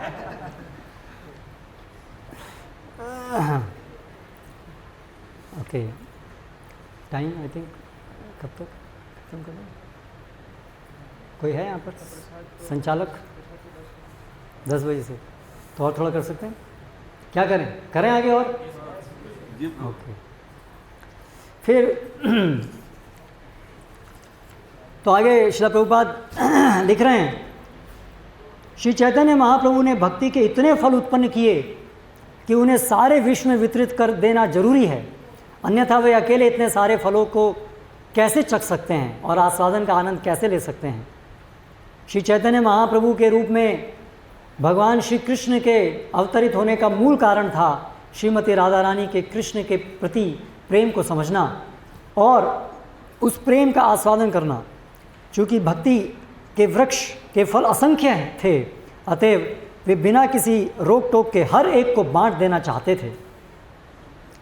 श्री रूप गोस्वामी लिखते हैं, अनर्पित चरीम चिराद करुणयावतीर्ण कलऊ समर्पयितुम उन्नत जल रसाम स्वभक्तिश्रियम हरिपुरट सुंदर द्युति कदम्ब संदीपतः सदा हृदय कंदरे स्वरतु वह शचिनंदनः। यद्यपि पूर्ण पुरुषोत्तम भगवान के अनेक अवतार पहले हो चुके हैं, किंतु श्री चैतन्य महाप्रभु के समान उदार, दयालु तथा वदान्य कोई न था, क्योंकि उन्होंने भक्ति के सबसे रहस्यमय पक्ष राधा कृष्ण के माधुर्य प्रेम का वितरण किया। तो देखिए, ये सबसे सर्वसाधारण के लिए है और सबसे उच्चतम भी है, ये जो वो प्रदान कर रहे हैं, है ना। कृष्ण प्रेम की पराकाष्ठा है। फिर आगे कहते हैं चैतन्य महाप्रभु, आत्म इच्छामृते वृक्ष सिंचि निरंतर ताहते असंख्य फल वृक्षेर ऊपर। पूर्ण पुरुषोत्तम भगवान की दिव्य इच्छा से सारे वृक्ष पर पानी छिड़का गया है और इस तरह भगवत प्रेम के असंख्य फल लगे हुए हैं। ये फल जो है बहुत, जमीन बहुत फर्टाइल है, बहुत पानी बहुत डाला है, भगवान की स्वयं इच्छा से ये फल, ये वृक्ष बढ़ रहा है। इसलिए भगवान की इच्छा से बढ़ने के कारण इसमें असंख्य फल है, उसकी कोई सीमा नहीं। आप चिंता मत करो कि अरे भाई बांट देंगे तो हमारे लिए क्या बचेगा, चिंता मत कीजिए, जितना बांटेंगे उतना ज़्यादा बढ़ेगा। ये इसकी विशेषता है इस फल की, इस वृक्ष की, जितना बांटेंगे उतना बढ़ेगा, जितना हम प्रचार करेंगे उतना हमारी भक्ति बढ़ेगी। ये उसकी विशेषता है। प्रभुपाद तात्पर्य लिख रहे हैं, इधर असीम ईश्वर असीम है और उनकी इच्छा भी असीम है। अनंत फलों का यह उदाहरण भौतिक संदर्भ में भी उपयुक्त है, क्योंकि पूर्ण पुरुषोत्तम भगवान की इच्छा से इतने फल, अन्न तथा खाद्य पदार्थ उत्पन्न हो सकते हैं कि सारे लोग अपनी क्षमता से 10 गुना अधिक खाएं तो भी वे समाप्त न होंगे। इस भौतिक जगत में कृष्ण भावनामृत के सिवा अन्य किसी भी वस्तु का अभाव नहीं है। बहुत महत्वपूर्ण वाक्य है ये। अगर संसार में यदि किसी एक चीज़ का अभाव है तो वो है कृष्ण भक्ति का अभाव, है ना। अन्य किसी का अभाव नहीं है। सारे अन्य जो परेशानियां, समस्या, अभाव दिख रहे हैं वो तो केवल लक्षण हैं इस अभाव का, इस अभाव के, कृष्ण भावनामृत की कमी, है ना। जैसे किसी को मलेरिया कीटाणु ग्रस्त हो जाए, अंदर चला जाए, तो उससे उसका सिर दर्द करना शुरू होता है, उल्टी आनी शुरू होती है, बुखार हो जाता है, कपकपी आती हैं, तो वो सब तो अलग अलग लक्षण हैं। लेकिन बीमारी क्या है कि वो जो कीटाणु है वो अंदर घुस गया है। तो उसी प्रकार से कृष्ण भावनामृत आंदोलन, सभी प्रकार के जितने भी सारी समस्याएं, वो सब लक्षण हैं एक ही बीमारी का, कि कृष्ण भावनामृत का अभाव है। इसलिए अगर कृष्ण भावनामृत का प्रचार होगा तो बाकी सारी समस्याओं का समाधान एक साथ हो जाएगा। आगे कहते हैं चैतन्य महाप्रभु, अतएव सब फल देह जारे तारे खाइया हऊ कलोक अजर हमारे। इस कृष्ण भावनामृत आंदोलन का वितरण सारे विश्व में करो। देखिए चैतन्य महाप्रभु क्या कह रहे हैं, हमें कह रहे हैं सारे विश्व में वितरण करो, केवल भोपाल की बात नहीं, पूरे विश्व में। लेकिन पहले भोपाल में तो करें। और इसकी क्या कह रहे हैं फिर, जिससे सारे लोग इन फलों को खाकर अंततः वृद्धावस्था तथा मृत्यु से मुक्त हो जाएंगे। देखिए बाकी चीज़ आप किसी को नौकरी दिलवा देते हैं, किसी को कुछ पैसा दे देते हैं, किसी को कंबल देते हैं, किसी को दवाई, किसी को हॉस्पिटल खुलवाते हैं आप, उससे क्या होगा? क्षणिक फल प्राप्त होगा, थोड़े समय के लिए उसका फायदा होगा, फिर खत्म हो जाएगा। लेकिन ये जो परोपकार है, ये जो संकीर्तन आंदोलन है, ये जो प्रचार कार्य है, इससे क्या होगा? सब लोग जन्म मृत्यु के चक्र से ही निकल जाएंगे और सब कृष्ण प्रेम प्राप्त करेंगे। इसलिए सबसे बड़ा परोपकारी कार्य क्या है? कृष्ण भक्ति का प्रचार। वास्तव में एक ही मात्र परोपकार यही है। श्रील प्रभुपाद क्या लिखते हैं तात्पर्य में? श्री चैतन्य महाप्रभु द्वारा चलाया गया कृष्ण भावनामृत आंदोलन अत्यंत महत्वपूर्ण है, क्योंकि जो इसे स्वीकार करता है वह जन्म मृत्यु तथा वृद्धावस्था से मुक्त होकर शाश्वत बन जाता है। लोग यह समझ नहीं पाते कि जन्म मृत्यु बुढ़ापा तथा रोग यही जीवन के 4 असली क्लेश हैं। हम इतने मूर्ख हैं कि हमको यही नहीं समझ में आता कि वास्तविक क्लेश कौन से हैं, है ना। हम सोचते हैं प्रदूषण की समस्या है, ओ बड़ी बड़ी कॉन्फ्रेंस बुलाओ, क्या होगा? सही बात है, प्रदूषण की समस्या है, हम उसको मना नहीं कर रहे हैं, लेकिन वो समस्या तो केवल क्या है? एक सिम्टम है, छोटा सा लक्षण है। समस्या मूल कहीं और है। मूल वहाँ नहीं है कि प्रदूषण की समस्या। चलो वृक्ष लगाओ, ठीक है, पर वृक्ष लगाने मात्र से समस्या का समाधान नहीं होगा, है ना। इधर से औद्योगिकरण करते रहेंगे, हम कुछ का कुछ करते रहेंगे, और सबसे बड़ा क्या कर रहे हैं? पाप कर रहे हैं। पाप कर्म रोको, भगवान को स्वीकार करो, भगवान की शरणागति लो, ये कोई नहीं बोल रहा है। पर्यावरण बचाओ, इस तरह से, वो तरह से, सारे उपाय बता रहे हैं, लेकिन कोई भी ये उपाय बता रहा है कि कृष्ण की शरणागति लो? नहीं। और सारे पापों की मूल समस्याओं की जड़ तो यही है कि हम भगवान की शरणागति नहीं ले रहे हैं। वो कोई नहीं बता रहा है, क्योंकि उन्हीं को नहीं पता है। बताएंगे कैसे? वो बताएगा कौन? वो कौन बता रहे हैं? श्रील प्रभुपाद, उनकी पुस्तकों के माध्यम से। इसलिए अगर हमें समाज का हित करना है, अपना हित करना है, तो उसका एकमात्र उपाय क्या है? ये पुस्तक हर घर में जानी चाहिए। कोई घर ऐसा बाकी नहीं रहना चाहिए। अभी हमें भोपाल से शुरू करना है ना, हमारा गुरु प्रदत्त प्रदेश क्या है? भोपाल है। तो हमारा ये टारगेट होना चाहिए कि भोपाल में ऐसा एक घर नहीं बचे जिसमें प्रभुपाद का पूरी पुस्तकों का सेट ना हो। केवल भगवद्गीता नहीं, सारे ग्रंथ, भागवतम, चैतन्य चरितामृत, एक घर बाकी नहीं होना चाहिए, है ना। ये हमारा लक्ष्य होना चाहिए। हाँ, तो चैतन्य महाप्रभु कहेंगे चलो हाँ कुछ किया, शायद कुछ नहीं, निश्चित रूप से वो प्रसन्न होंगे।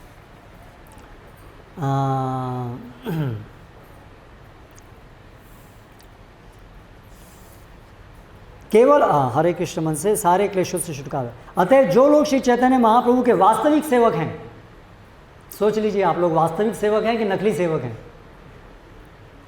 असली सेवक की परिभाषा बता रहे हैं। जो लोग श्री चैतन्य महाप्रभु के वास्तविक सेवक हैं, उन्हें चाहिए कि मानव समाज के सर्वाधिक लाभ के लिए इस आंदोलन का विश्व भर में विस्तार करें। निस्संदेह पशु तथा निम्न योनियां इस आंदोलन को समझने में असमर्थ हैं। निम्न योनियां असमर्थ हैं इसको समझने में, किंतु वहाँ पर भी एक किंतु है। यदि कुछ ही मनुष्य इसे गंभीरतापूर्वक ग्रहण करें तो उनके उच्च स्वर में इस कीर्तन से पशु, वृक्ष तथा अन्य निम्न योनियों सहित सारे जीव लाभान्वित होंगे।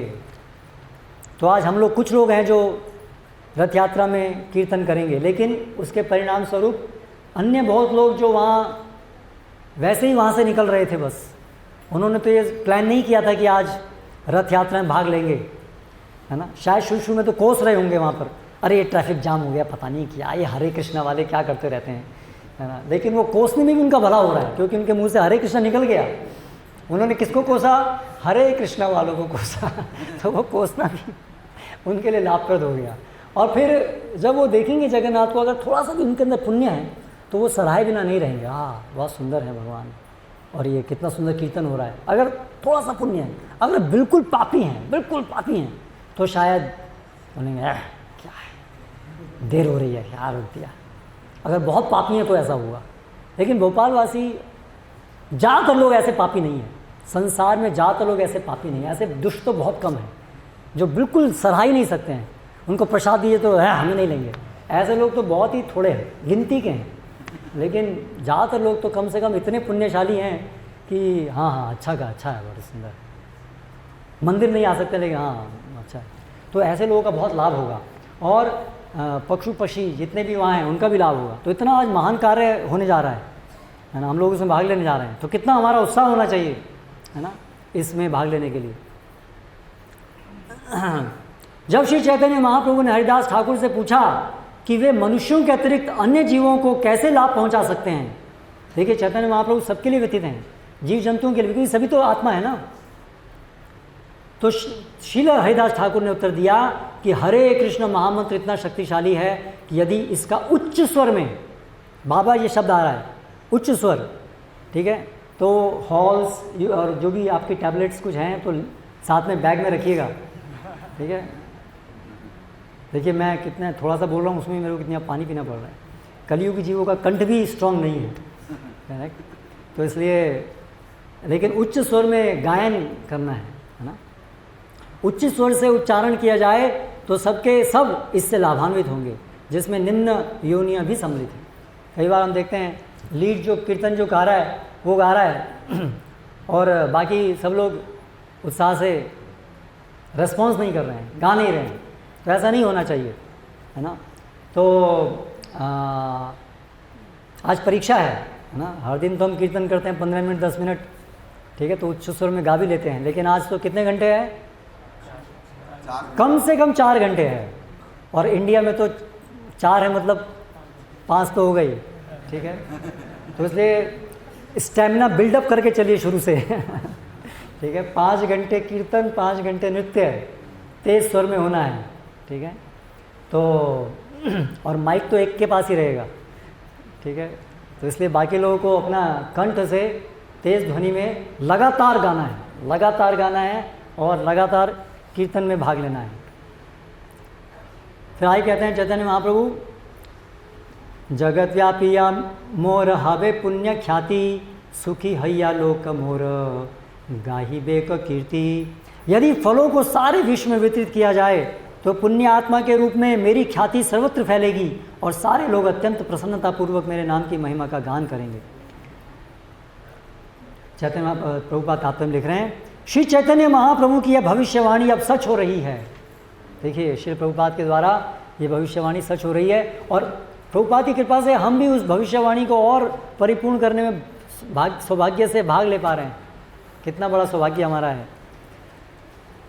नहीं तो कैसे आप सोचिए, हाँ, आज लोगों के लिए चाय कॉफ़ी छोड़ना एक बहुत बड़ी बात है ना, और हम लोग कैसे संभव हो पा रहा है कि हम आज पूरा दिन नाचेंगे गाएंगे। आसान नहीं है हरे कृष्ण महामंत्र करते रहना, है ना। आप देखिए लोग जो आते हैं नए बोलते हैं, अरे ये लोग 2 घंटे से कीर्तन कर रहे हैं एक ही मंत्र। आप देखिए बाहर तो आते हैं कि वो क्या आते हैं, गाने आते हैं ना टॉप 10 सॉन्ग्स, और वो हर वीक बदलते रहते हैं।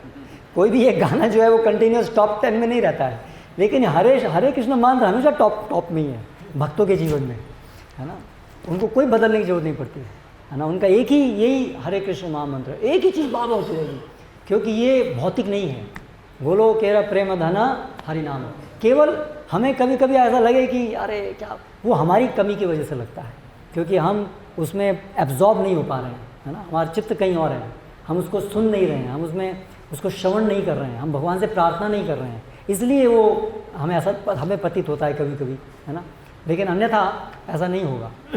तो इसलिए आप प्रयास कीजिए, हम सब प्रयास करें कि हम पूरे दौरान हम केवल सुनने में ध्यान रखें और सुनते हुए भगवान से प्रार्थना करने में ध्यान रखें, है ना।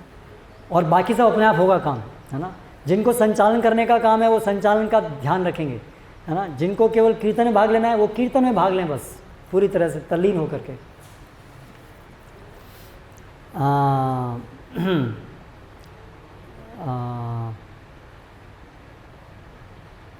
तो भाग ले रहे हैं, ये श्री चैतन्य महाप्रभु का आशीर्वाद है। एक्चुअली श्री चैतन्य महाप्रभु के आशीर्वाद की वजह से ही संभव हो पा रहा है, नहीं तो कलयुग में लोग कैसे ये इतने उत्साह से भाग लेंगे, कैसे लेंगे। ये चैतन्य महाप्रभु के पास हो, ये सरल, ये कॉमन चीज़ नहीं है। देखिए हम कोई पैसा कहीं नहीं दे रहे हैं, हमको जब सब लोग जाते हैं जगह जगह हमको सब लोग मदद करते हैं, है ना, अलग अलग तरीके से, सब तरीके से लोग। तो ये चैतन्य महाप्रभु की कृपा से संभव हो पा रहा है। उनकी भविष्यवाणी अब वास्तव में पूरी हो रही है। चैतन्य महाप्रभु की ये भविष्यवाणी है। क्या भविष्यवाणी है? पृथ्वी ते आचे जो तो नगर आदि ग्राम सर्वत्र प्रचार होय वे मोरा नाम। तो ये चैतन्य महाप्रभु की इच्छा है, इसकी वजह से कलयुग में ये सब हो पा रहा है।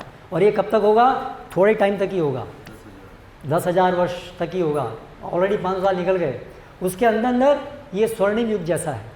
तो इसलिए अभी बहुत अच्छा अवसर है कि हम अपना उद्धार कर लें, हम पूरे संसार के अंदर ये प्रचार का प्रयास कर लें। तो अभी ये बहुत आसानी से संभव होगा और ये हो रहा है, हम देख रहे हैं। चैतन्य महाप्रभु की कृपा से ये सब संभव हो पा रहा है। उनकी भविष्यवाणी अब वास्तव में पूरी हो रही है और जो लोग गंभीर और विवेकशील हैं वे इस महान आंदोलन के महत्व को समझ रहे हैं। कौन समझेंगे? जो बुद्धिमान है। बुद्धिमान कौन है? जो समझेंगे, जो समझ रहे हैं। अगर हमें इस समय समझना है कि कौन बुद्धिमान है, जो चैतन्य महाप्रभु के आंदोलन को स्वीकार कर रहा है वो बुद्धिमान है। आर कुबुद्धि संसार, संकीर्तन यज्ञ जय भजे, क्या है? सही सुबुद्धि आर कुबुद्धि संसार। जो इस संकीर्तन आंदोलन में भाग ले रहा है वो सुबुद्धि है और बाकी सारे कुबुद्धि हैं। तो कोई एग्ज़ाम लेने की जरूरत नहीं, एग्ज़ाम यही है ना। जो संकीर्तन आंदोलन को स्वीकार नहीं कर रहा है, चाहे भले ही वो भौतिक दृष्टि से बड़े बड़े लोग हों, लेकिन भगवान की नज़रों में वो मूर्ख हैं, कुबुद्धि हैं। भारत भूमि ते हैले मनुष्य जन्म जार, ये चैतन्य महाप्रभु बोल रहे हैं। जन्म सार्थक करी कर परोपकार। इसलिए जिसने भारत भूमि में मनुष्य जन्म लिया है, देखिए विशेष रूप से अभी भारत भूमि में जिनको जन्म लिया उनको तो विशेष रूप से चैतन्य महाप्रभु कह रहे हैं कि उनको तो क्या करना चाहिए? जन्म सार्थक करी कर परोपकार, अपना जन्म सार्थक करो और परोपकार। तात्पर्य में श्रील प्रभुपाद लिख रहे हैं, श्री चैतन्य महाप्रभु की उदारता इस अत्यंत महत्वपूर्ण श्लोक में व्यक्त हुई है। यद्यपि वे बंगाल में जन्मे थे और बंगालियों का उनके प्रति विशेष कर्तव्य है, किंतु श्री चैतन्य महाप्रभु केवल बंगालियों को ही नहीं अपितु भारत के सारे निवासियों को संबोधित कर रहे हैं। भारत भूमि में ही वास्तविक मानव सभ्यता विकसित हो सकती है। और आज दुर्भाग्य से भारतवासी इस भारतीय वैदिक सभ्यता को छोड़ करके वो डीजे की कुसंस्कृति को अपना रहे हैं। व्यभिचार की संस्कृति नहीं, व्यभिचार जीवन को अपना रहे हैं। तात्पर्य श्री चैतन्य जैसा कि वेदांत सूत्र में कहा गया है, मानव जीवन विशेष रूप से भगवत साक्षात्कार के लिए है, अर्थात तो ब्रह्म जिज्ञासा। जो भी भारत भूमि भारतवर्ष में जन्म लेता है उसे यह विशेष अवसर प्राप्त है कि वह वैदिक सभ्यता के उपदेश तथा मार्गदर्शन का लाभ उठा सके। वह स्वतः आध्यात्मिक जीवन के मूल सिद्धांतों को पा लेता है, क्योंकि 99.9% भारतीय लोग, यहाँ तक कि गांव के सीधे साधे किसान तथा अशिक्षित लोग भी आत्मा के देहांतरण, विगत तथा भावी जीवन एवं ईश्वर में विश्वास करते हैं और स्वाभाविक रूप से पूर्ण पुरुषोत्तम भगवान या उनके प्रतिनिधि की पूजा करना चाहते हैं। देखिए, ये भारत में जन्म लेने का विशेष महत्व। इतना कुप्रचार है, फिर भी आज आसानी से लोग, आज देखिए जगन्नाथ रथ यात्रा होगी तो आसानी से लोग जुड़ेंगे, रथ खींचने के लिए उत्सुक होकर के आएंगे, भीड़ भीड़ में भी, है ना। और पाश्चात्य जगत में आप जाइए, कोई धारणा नहीं। देखिए यहाँ पर सब लोग जानते हैं पुनर्जन्म होगा, भाई डरो, विधि से डरो, है ना। इतना दुष्प्रचार के बाद भी आज भारत के लोग आसानी से इस बात को समझ पाते हैं। तो इसलिए ये हमारा सौभाग्य है, कुछ पुण्य कर्म के कारण हमें यहाँ जन्म मिला है, तो इसलिए अभी इसका पूरा हमें फ़ायदा उठाना चाहिए। ये विचार भारत में जन्म लेने वालों को स्वाभाविक रूप से उत्तराधिकार में मिला है कि पुनर्जन्म है, उत्तराधिकार में मिला है। भारत में अनेक पवित्र तीर्थ स्थान हैं, जैसे गया, बनारस, मथुरा, प्रयाग, वृंदावन, हरिद्वार, रामेश्वरम, जगन्नाथपुरी, और वहाँ आज भी लोग लाखों की संख्या में जाते हैं। देखिए अभी जगन्नाथपुरी में लाखों की संख्या में अभी भी घोर 21वीं सदी का घोर कलयुग उसमें भी इतने लाखों की संख्या में लोग जो है वहाँ जा रहे हैं हरि नाम करने के लिए, भगवान का दर्शन करने के लिए। जितनी थोड़ी बहुत बची है उसका फ़ायदा उठा लेना चाहिए हमें, है ना। उसका थोड़ी बहुत सुकृति जो बची है उसका फ़ायदा उठा करके प्रचार में लग जाना चाहिए। धीरे धीरे ये सुकृति खत्म हो रही है, दिन पे दिन। ततश्चानुदिनं धर्मम सत्यम शौचम क्षमा दया, एक एक दिन जैसे बीत रहा है ये सब सद्गुण खत्म होते जा रहे हैं, है ना। काले न बलि न राजन नंशसी आयुर्बल स्मृति ही, सारे सद्गुण एक एक दिन में खत्म हो रहे हैं। आप अपने जीवन में देख रहे हैं ना, हम लोग एक एक दिन में घटती जा रही है लोगों के जीवन से धार्मिकता। तो जितना बाकी है उसको उपयोग करके प्रचार में लग जाना चाहिए। यद्यपि भारत के वर्तमान नेता सामान्य जनता को ईश्वर, अगले जन्म तथा पुण्य पाप में जीवन के भेद में विश्वास न करने के लिए प्रेरित करते हैं। देखिए कितना सटीक वर्णन है। आजकल के नेता प्रेरित करते हैं, स्कूल में, कॉलेजों में सेक्युलर एजुकेशन को लगाते हैं। सेक्युलर एजुकेशन मतलब कोई भगवान नहीं है, सब कुछ बंदरों से, केमिकल से आया है। प्रेरित करते हैं। और यद्यपि उन्हें शराब पीने, मांस खाने तथा तथाकथित रूप से सभ्य बनने की शिक्षा देते हैं। ठीक है, मांस खाने के लिए कसाई खाने खुलवाते हैं, उसके लिए विशेष अनुदान देते हैं, है ना। और शराब के ठेके, गवर्नमेंट जो है वो शराब बनवाती है ना। गुजरात का, यहाँ का, मध्य प्रदेश का नहीं पता, पर तमिलनाडु में सबसे ज़्यादा जो बड़ा शराब का जो व्यापार है वो गवर्नमेंट ऑफ तमिलनाडु करती है, बनाती है इसको। सब जगह ऐसा ही होगा। और तथाकथित सभ्य बनने की शिक्षा देती है ना, कि अगर हम आधुनिक जीवन शैली अपनाएंगे, ये है सभ्य, सिविलाइज्ड लाइफ। और कोई धोती कुर्ता पहने तो ये है पिछड़ापन, झोपड़ी में रहने वाला पिछड़ा, और ये मल्टी स्टोरी बिल्डिंग में रहने वाला सभ्य। ये मतलब उनकी दृष्टि में ये लक्षण है सभ्य का, है ना। ऐसा उल्टा हमको सिखा रहे हैं। इसे गवर्नमेंट जो झोपड़ी में तोड़ करके अगर ये सीमेंट का घर बनाता है तो उसको 1 लाख रुपए अनुदान देती है गवर्नमेंट ऑफ इंडिया। गांव में कोई भी आदमी अगर अपनी झोपड़ी तोड़ करके अगर एक सीमेंट का घर बनाता है तो उसको गवर्नमेंट देती है, क्योंकि गवर्नमेंट का ये लक्ष्य है, हमारी सरकार का, कि भारत में कोई झोपड़ी नहीं दिखनी चाहिए। क्योंकि ये बड़ा ही भारत के नाम के ऊपर धब्बा है कि भारत में आज भी कोई झोपड़ी बाकी है, क्योंकि वैदिक संस्कृति से उनको वास्तव में चिढ़ है। वो जानते नहीं है कि वास्तव में वैदिक संस्कृति क्या है ना। इसलिए वो आधुनिकीकरण अपनाने में, है ना, आधुनिक वेशभूषा, आधुनिक हाथ मिलाना। आजकल स्त्री पुरुष भी हाथ मिलाते हैं, करेक्ट। पुरुष भी हाथ नहीं मिलाने चाहिए।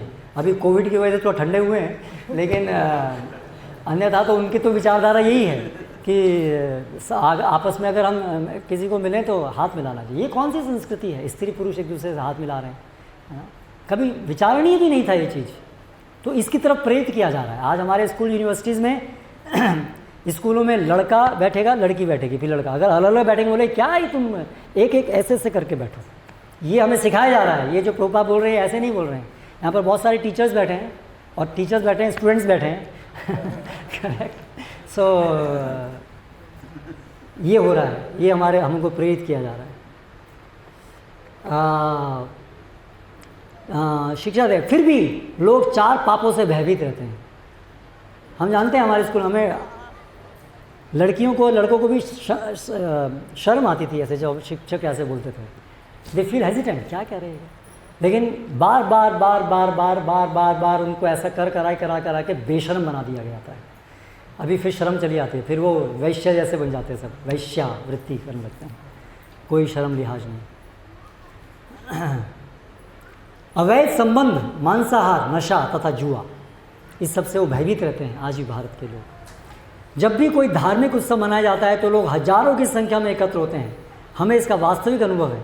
जब भी हमारा कृष्ण भावनामृत आंदोलन, कोई संकीर्तन उत्सव कलकत्ता, मुंबई, मद्रास, अहमदाबाद या हैदराबाद जैसे किसी बड़े शहर में मनाता है तो सुनने के लिए हजारों लोग आते हैं। कभी कभी हम अंग्रेजी में बोलते हैं, लेकिन अधिकांश लोग अंग्रेजी ना समझने पर भी हमें सुनने आते हैं। प्रभुपाद अंग्रेजी में बोलते थे क्योंकि उनके शिष्य हिंदी नहीं समझते थे उसके लिए, लेकिन फिर भी लोग आते थे सुनने के लिए, है ना। तो इस तरह से ये चैतन्य महाप्रभु का हम सभी के लिए विशेष आदेश है। तो हम लोग अपना जीवन सार्थक करें, इस संकीर्तन आंदोलन को अच्छे से समझ करके अपने जीवन में अपना करके, और पूरे उत्साह से पूरे जीवन भर इसका हम प्रचार कार्य में लगें। और प्रभुपाद ने हमको सिखाया प्रचार कैसे करना है, वो भी हमें उनसे सीखना है, उन्हीं के बताए तरीके से सीखना है। उसमें सबसे प्रमुख है नाम संकीर्तन और पुस्तक वितरण। पुस्तक, प्रभुपाद जी की पुस्तक यानी ग्रंथ, हमारे वैदिक ग्रंथ, भगवद गीता, भागवतम। तो इसलिए आज इस शुभ अवसर पर यहाँ पर जितने भी लोग एकत्रित हैं, आप में से जिनके घर में भी यदि प्रभुपाद के पूरा ये ग्रंथों का सेट नहीं है, भगवद गीता, कृष्णा, मूल जो ग्रंथ हैं, भगवद गीता, कृष्णा, उसके उपरांत श्रीमद् भागवतम, और उसके उपरांत चैतन्य चैतामृता, जिसमें से हम ये पढ़ रहे हैं सब, चैतन्य चैतामृता, यदि आप में से अभी भी किसी के घर में नहीं है तो आज आप, हमारी आपसे विनती है कि आज आप ये ग्रंथ लीजिए और इस सुअवसर पर अपने घर में भगवान को लेके आइए, आपका घर पवित्र कीजिए, अपने बच्चों को, अपने परिवारजनों को अच्छे भक्ति में पिरोने के लिए ये बहुत अच्छा अवसर है। और तो अभी आज यहाँ पर जितने लोग हैं उनमें से यदि किसी के पास नहीं है अभी तक भी भागवतम, कितनों के पास है भागवतम? अरे वाह, देखिए कई लोगों के पास तो है, लेकिन बहुत लोगों के पास अभी नहीं भी है। ठीक है, तो हम बहुत सारा पैसा हमारा ऐसे ही निकल जाता है। अगर आप भागवतम और ये सब निकालने में नहीं खर्च करेंगे तो वैसे ही डॉक्टरों की फ़ीस देने में और लॉयर की फ़ीस देने में तो निकलने वाला ही है 100%, है ना। डॉक्टर भी यहाँ है ना उपस्थित, बहुत फीस लेते हैं ना हम लोग। तो अगर हम भागवतम रखेंगे भगवान की कृपा प्राप्त होगी, हमें डॉक्टरों के पास कम जाना पड़ेगा, वकालतों के चक्कर नहीं खाने, वकीलों के चक्कर नहीं खाने पड़ेंगे, कैसे न कैसे व्यवस्था भगवान सब कर देंगे। भगवान ने बताया ना यहाँ पर कि कमी केवल कृष्ण भाव में, तो किसी कमी नहीं है। तो डरिए मत, आपके पास पैसे की कभी कोई कमी नहीं होगी। आप अगर भगवान की सेवा में लगाएंगे तो पैसे की कभी कमी नहीं होगी। तो इसलिए मत विचार कीजिए कि अरे हमारे पास पैसा नहीं है। ठीक है, अगर आप अभी लेके नहीं आए तो आप आज ग्रंथ ले जाइए और फिर बाद में आप दे सकते हैं। ऐसा कुछ व्यवस्था की जा सकता है, इंस्टॉलमेंट में दे सकते हैं, इंस्टॉलमेंट में भी दे सकते हैं। ऐसी बहुत सारी व्यवस्थाएं हैं। तो जो लोग भी आज चाहते हैं, अभी यहाँ पर आप लोग थोड़ा समय हम लोग कुछ कीर्तन इत्यादि करेंगे, तब तक आप लोग आइए और यहाँ पर नाम लिखा सकते हैं और आप खड़े हो जाइए।